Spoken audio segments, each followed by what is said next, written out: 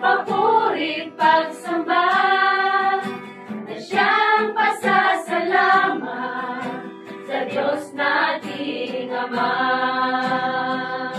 Lahat ng bagay siyang may alam, maging ang buhay siyang nagbigay,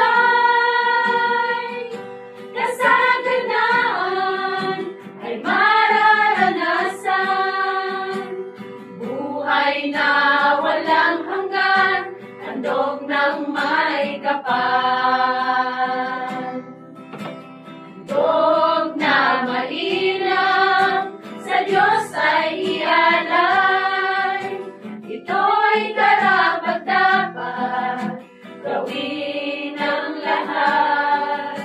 Kanyang pagagalingin, inang bayan natin, ito'y palalayain at pagpapalain.